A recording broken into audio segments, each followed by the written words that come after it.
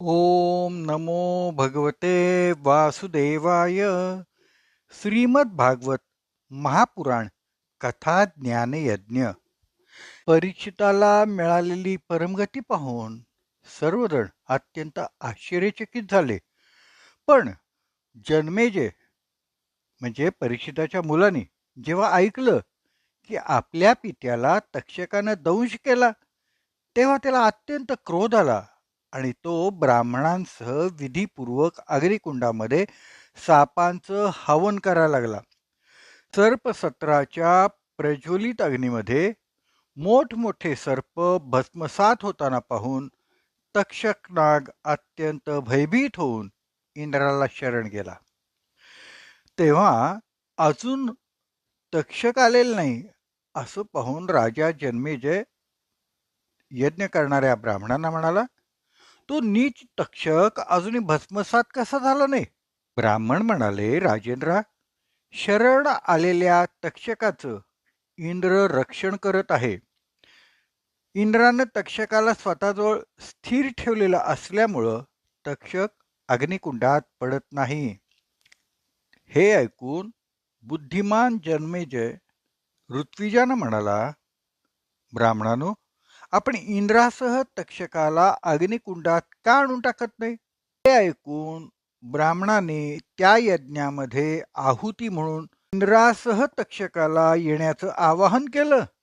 ते म्हणाले, अरे तक्षका, मरुद्गणांचा सहचर इंद्र याच्यासह तू या अग्निकुंडात ताबडतोब येऊन पड.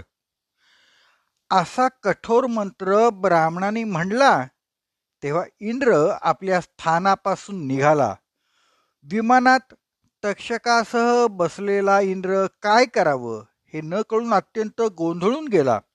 आकाशातून विमानात तक्षकासह बसलेला इंद्र अग्निकुंडात येऊन पडायला लागलेला पाहून अंगिरानंदन बृहस्पती राजा जन्मेजयाला म्हणाला, हे नरेंद्रा, सर्पराज तक्षकाला मारणं तुला शक्य नाही, कारण हा अमृत प्यालेला आहे म्हणून अजरामर झाला आहे. हे राजन, जगातील प्राणी आपापल्या कर्मानुसारच जीवन, मरण आणि मरणोत्तर गती प्राप्त करतात. कर्माव्यतिरिक्त दुसरा कोणीही कोणालाही सुख दुःख देऊ शकत नाही. हे जन्मेजया, साप, चोर, आग, वीज पडणं, तहान, भूक, रोग इत्यादी निमित्तानं प्राणी मरण पावतात. हा सर्व प्रारब्ध कर्माचाच भोग होय. राजन, म्हणून हे अभिचारी कर्म बंद कर. पुष्कळसे निरपराध साप मेले, नाहीतरी सर्व प्राणी आपापले प्रारब्धच भोगत असतात.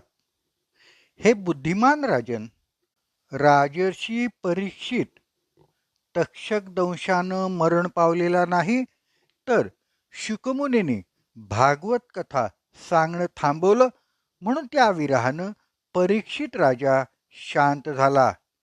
त्यानंतर तक्षकाने परीक्षिताचा दाह संस्कार केलेला आहे. सूत सांगतात, महर्षी बृहस्पतींच्या म्हणण्याचा आदर करून जन्मेजयानं ठीक आहे असं म्हणून सर्पसत्र बंद केलं आणि बृहस्पतींची पूजा केली. सूत म्हणतात, मुमुक्षू परमपदा व्यतिरिक्त सर्व वस्तूंचा नेती नेती या श्रुतिवचनानं निषेध करून जी वस्तू प्राप्त करून घेतात की जिचा कधी निषेध होऊ शकत नाही आणि कधी त्यागही होऊ शकत नाही, आणि ती वस्तू म्हणजे भगवंतांचं परमपद आहे असं सगळे महात्मे सांगतात. आपलं चित्त एकाग्र करणारे पुरुष अंतःकरणाची अशुद्धी नाहीशी करून अनन्य प्रेम भावानं परिपूर्ण अशा हृदयानं त्याच परमपदाला आलिंगन देऊन आणि त्यातच विलीन होऊन जातात. ज्यांच्या अंतःकरणात शरीराबद्दल अहंभाव नाही आणि त्याच्याशी संबंधित असलेल्या घर इत्यादी पदार्थांविषयी ममता नाही, त्याच लोकांना भगवान विष्णूंच्या या परमपदाची प्राप्ती होते. हे परमपद मिळवण्यासाठी दुसऱ्याचं कटू बोलणं सहन करावं, कोणाचाही अपमान करू नये आणि या शरीराविषयी आसक्ती ठेवून कोणाशीही वैर करू नये. अकुंठित ज्ञान असणाऱ्या श्री व्यासांना माझा नमस्कार असो. त्यांच्या चरणकमलांचं ध्यान करूनच मला या श्रीमद भागवत महापुराणाचं ज्ञान प्राप्त झालेलं आहे. तेव्हा शौनक म्हणतात, हे साधू सुता, तुला उदंड आयुष्य मिळो. तू वक्त्यांमध्ये श्रेष्ठ आहेस. जे लोक संसाराच्या घनदाट अंधकारात भटकत असतात त्यांना तू परमात्म्याचा साक्षात्कार घडवतोस. आता आम्हाला यासंबंधी सांग. लोक सांगतात की मृकुंड ऋषींचा पुत्र मार्कंडेय ऋषी चिरायू आहे. ज्यावेळी प्रलयानं सर्व जग गिळून टाकलं होतं त्यावेळी सुद्धा मार्कंडेय वाचले. खरं म्हणजे तो तर याच कल्पामध्ये आमच्याच वंशात जन्मलेला एक श्रेष्ठ भृगवंशी आहे आणि आतापर्यंत प्राण्यांचा कोणताही प्रलय झालेला नाही. अशा स्थितीमध्ये हे खरं कसं असू शकेल की ज्यावेळी सगळी पृथ्वी प्रलयकालीन समुद्रामध्ये बुडाली होती त्यावेळी मार्कंडेय मुनीनं त्यामधून फिरत फिरत असताना वटवृक्षाच्या पानांच्या द्रोणामध्ये पहुडलेल्या अत्यंत अद्भुत अशा पुरुषाला पाहिलं. हे सुद्धा आमच्या मनामध्ये हा मोठा संशय उत्पन्न झाला आहे आणि हे समजून घेण्याची आम्हाला अतिशय उत्कंठा आहे. तू महान योगी आहेस, शिवाय पुराणे जाणणारा म्हणून प्रसिद्ध आहेस, तरी आमच्या या संशयाचं निराकरण करावे. सूत म्हणाले, शौनका, तू विचारलेल्या प्रश्नामुळं लोकांच्या मनातली शंका कायमची नाहीशी होईल. शिवाय या कथेमध्ये भगवान नारायणांचा महिमा कथन केलेला आहे. जो या कथेचं गायन करतो, कथन करतो, त्याचे कलियुगातले उत्पन्न होणारे दोष नष्ट होतात. मृकुंड ऋषींचे पुत्र मार्कंडेय सकाळी भिक्षा मागून सर्व भिक्षा गुरुदेवांच्या चरणाशी ठेवून मौन राहत. गुरुजींची आज्ञा झाली तरच एक वेळ भोजन करत, नाहीतर उपवास करी. मार्कंड्याने अशा प्रकारे स्वाध्याय आणि तपश्चर्या यामध्ये राहून कोट्यावधी वर्षेपर्यंत भगवंतांची आराधना केली आणि जिंकण्यास कठीण अशा मृत्यूवर विजय प्राप्त केला. अशा प्रकारे नैष्ठिक ब्रह्मचर्य व्रत धारण केलेले योगी मार्कंडेय यांनी तपश्चर्या, स्वाध्याय आणि संयम यांच्याद्वारा अविद्या इत्यादी सर्व क्लेश नाहीसे करून शुद्ध अंतःकरणानं तो इंद्रियातीत परमात्म्याचे ध्यान करू लागला. मार्कंडेय मुनींच्या तपश्चर्येमध्ये विघ्न आणण्याकरता इंद्राने खूप प्रयत्न केले, पण देवराज इंद्राच्या ह्या प्रयत्नांना यश आलं नाही. मार्कंडेय जराही विचलित झाले नाहीत की त्यांच्या मनात या घटनेमुळे अहंकार सुद्धा उत्पन्न झाला नाही. मार्कंडेय मुनी तपश्चर्या, स्वाध्याय, धारणा, ध्यान आणि समाधी यांच्याद्वारा भगवंतांच्या ठिकाणी चित्त एकाग्र करत, तेव्हा त्यांच्यावर कृपा करण्यासाठी नरनारायण स्वरूप हरी प्रकट झाले. त्या दोघांपैकी एकाचं शरीर गौरवर्ण होतं तर दुसऱ्याचं कृष्णवर्ण. नुकत्याच उमललेल्या कमळाप्रमाणे त्यांचे डोळे होते. त्यांना 4 हात होते. एकानं मृगचर्म तर दुसऱ्याने वल्कल परिधान केलेलं होतं. हातामध्ये कुश पवित्रे घातलेली होती. गळ्यात टिपेडी जानवी शोभून दिसत होती. कमंडलू आणि वेळूचे सळदंड त्यांनी धारण केलेले होते. साक्षात नरनारायण ऋषी समोर आलेले पाहून मार्कंडेय अत्यंत आदराने उठून उभे राहिले आणि त्यांनी त्यांना साष्टांग दंडवत घातला. त्यांच्या दर्शनानं झालेल्या आनंदानं त्यांचं शरीर, इंद्रिये आणि अंतःकरण शांती समुद्रामध्ये डुंबू लागली.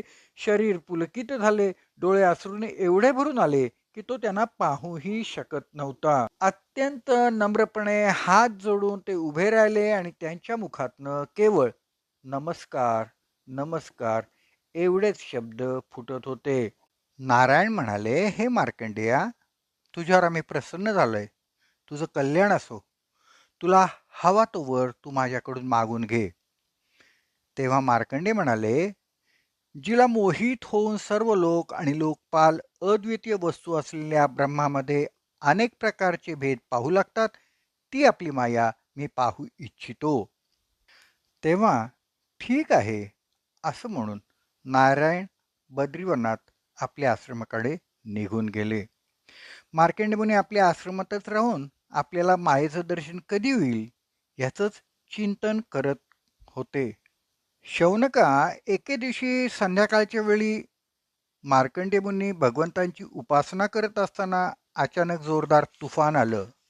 त्यावेळी भयंकर वारा आवाज करायला लागला. त्याच्या मागोमाग अकराळ विक्राळ ढग आकाशात दिसायला लागल्या, विजा कडकडायला लागल्या आणि प्रचंड पावसाच्या धारा पृथ्वीवर कोसळायला लागल्या. त्यावेळी मार्कंड्याला असं दिसायला लागलं की चारही बाजूनी चारही समुद्र सगळी पृथ्वीच गिळू लागले आहेत. वाऱ्याच्या वेगानं समुद्रात प्रचंड लाटा उसळायला लागल्या आहेत आणि मोठमोठे भोवरे उत्पन्न झाले आहेत आणि भयंकर आवाजामुळं कानठळ्या बसत आहेत. भयानक मगर ठिकठिकाणी उसळ्या मारत आहेत. त्यांच्या समोरच प्रलय समुद्रामध्ये प्रचंड लाटा उसळत होत्या. तुफानाच्या वेगानं पाणी उसळत होतं आणि पाऊस तर पडतच होता. समुद्रानं द्वीप, वर्ष आणि पर्वतासह सगळी पृथ्वी बुडून टाकली होती. त्यावेळी मार्कंडेय एकटे शिल्लक राहिले होते. त्यावेळी ते वेड्याप्रमाणे किंवा आंधळ्याप्रमाणे इकडं तिकडं भटकत होते. मार्कंडेय तहान भुकेनं व्याकुळ झाले. एका बाजूनं मगरी तर दुसऱ्या बाजूनी मोठे मासे त्यांच्यावर तुटून पडत होते.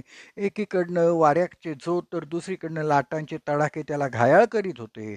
अशा प्रकारे भटकत असताना इतके ते थकून गेले की त्यांना पृथ्वी आणि आकाश यांची जाणीवच राहिली नाही. कधी मार्कंडेय मोठ्या भोऱ्यात सापडत तर कधी त्याला लाटांचे तडाखे बसत. पाण्यातील प्राणी जेव्हा एकमेकांवर आक्रमण करीत तेव्हा हा अचानकपणे त्यांची शिकार होई. अशा प्रकारे भगवंतांच्या मायेत गुरफटून त्या प्रलय काळाच्या समुद्रात भटकता भटकता शेकडो नव्हे, लक्षावधी, कोट्यावधी वर्ष निघून गेलेत असं त्यांना वाटलं. मार्कंडेय अशा प्रकारे भटकत असताना त्याला पृथ्वीच्या एका उंचवट्यावर एक लहानसं वडाचं झाड दिसलं. त्यावर पाने आणि फळे शोभून दिसत होती. वडाच्या झाडाच्या ईशान्येला एक डाळी होती. तिच्यावर द्रोणाच्या आकाराचं एक पान होतं. त्यावर एक बालक पहुडला होता. त्याच्या शरीरातून बाहेर पडणाऱ्या तेजाने आसपासचा अंधार नाहीसा झाला होता. तो बालक पाचूच्या खड्यासारखा सावळ्या रंगाचा होता. मुखकमल सौंदर्य संपन्न होतं. मान शंखासारखी होती. छाती रुंद होती. नाक सुंदर होतं आणि भुवया अत्यंत मनोहर होत्या. श्वासानं त्याचे कुरळे केस हलत होते. शंखाप्रमाणे असलेल्या कानावर डाळिंबाची फुलं शोभून दिसत होती. पोवळ्याप्रमाणे असणाऱ्या लाल ओठांच्या कांतीनं अमृतासारखं शुभ्र हास्य थोडंसं लालसरसं दिसत होतं. तो बालक सुंदर बोट असलेल्या दोन्ही करकमलांनी चरणकमल तोंडात धरून चोखत होता आणि ते पाहून मार्कंडेय आश्चर्यचकित झाले. त्याला पाहताच मुनींचा सर्व थकवा नाहीसा झाला. आनंदानं त्यांचं हृदयकमल आणि नेत्रकमल प्रफुल्लित झालं. शरीर पुलकित झालं. त्या बालकाचे भाव पाहून हा कोण आहे असं त्याला विचारावं म्हणून ते त्याच्या जवळ सरकले. त्या बालकाच्या श्वासाबरोबर मार्कंडेय एखादा डास आत जावा तसा त्याच्या शरीरात गेले. तिथेही त्यांना प्रलयाच्या अगोदर बाहेर जशी सृष्टी दिसली तशीच संपूर्णपणे आतही दिसली आणि ते पाहून ते अत्यंत चकित झाले. त्यांना काही कळेना. हिमालय पर्वत, आपला आश्रम, तिथं राहणारे ऋषी अशा प्रकारे संपूर्ण विश्व पाहत असतानाच तो त्या बाळाच्या उच्छ्वासातून बाहेर आला आणि पुन्हा त्या प्रलय समुद्रात येऊन पडला. पुन्हा त्याला असं दिसलं की समुद्रामध्ये पृथ्वीच्या एका टेकडावर तेच वडाचं झाड असून त्याच्या पानाच्या द्रोणात तो बालक पहुडला आहे आणि तो प्रेमामृतानं परिपूर्ण असं मंद हास्य करीत आपल्याकडं कटाक्ष टाकीत आहे. बालकाच्या रूपातील इंद्रियातीत भगवंतांना मुनीनं आपल्या डोळ्यांच्याद्वारे आत नेऊन स्थिर केलं होतं. आता त्याला आलिंगन देण्यासाठी मुनी अत्यंत कष्टाने पुढे सरकले. इतक्यात ते योगाचे अधिपती आणि सर्वांच्या हृदयात राहणारे भगवान लगेच अंतर्धान पावले. जसे असमर्थ पुरुषाचे परिश्रम फळ न देतात वाया जातात तसे. हे शौनका, तो बालक अंतर्धान पावताच ते वडाचं झाड, ते पाणी, तो प्रलयाचा देखावा ताबडतोब दिसेनासे झाले आणि मार्कंडे पाहतो तर काय, तो पहिल्यासारखाच आपल्या आश्रमात बसलेला होता. मार्कंडेय मुनीने जो हा प्रलयाचा अनुभव घेतला तो खरा प्रलय नव्हता. तर ती भगवंतांनी मायेने केलेली तात्पुरती लीला होती. हे जाणून न घेताच काही अज्ञानी लोक अनादी काळापासून वारंवार होत असणारा हा प्रलय होता असं म्हणतात. गोपाळ कृष्ण भगवान की जय. श्रीमद भागवत महापुराण कथा ज्ञान यज्ञ.